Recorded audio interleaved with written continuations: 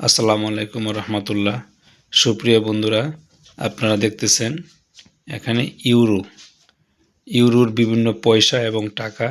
আমি আপনাদেরকে ইউরোর টাকার সাথে এবং পয়সার সাথে বাংলাদেশি টাকার পার্থক্য দেখাবো। প্রথমে দেখেন 1 পয়সা। এই 1 পয়সা মানে হচ্ছে এক সেন্ট। 1 সেন্ট মানে 1 পয়সা। 1 পয়সা মানে হচ্ছে বাংলাদেশের 1 টাকা 50 পয়সা। এটা হচ্ছে 2 পয়সা মানে 2 সেন্ট, বাংলাদেশের 3 টাকার সমান। এটা হচ্ছে 5 সেন্ট বা 5 পয়সা, বাংলাদেশের 60 টাকা 50 পয়সার সমান। এটা হচ্ছে 10 সেন্ট।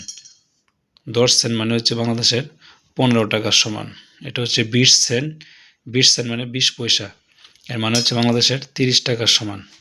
এটা হচ্ছে 50 সেন্ট বা 50 পয়সা, বাংলাদেশের 70 টাকার সমান। এটা হচ্ছে 1 টাকা 1 ইউরো, যেটা বাংলাদেশের 145 টাকার সমান। এটা হচ্ছে 2 ইউরো, যেটা বাংলাদেশের 290 টাকার সমান। এটা হচ্ছে 5 টাকা। এই 5 টাকা মানে হচ্ছে 5 ইউরো, বাংলাদেশের 725 টাকার সমান। এটা হচ্ছে 10 ইউরো।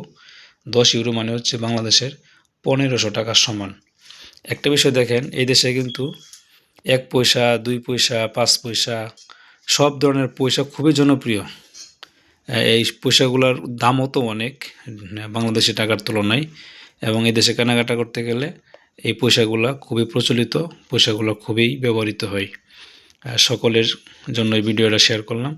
আপনাদের ভালো লাগলে লাইক কমেন্ট শেয়ার করবেন এবং পরবর্তী ভিডিও দেখার আমন্ত্রণ রইল। আল্লাহ হাফেজ।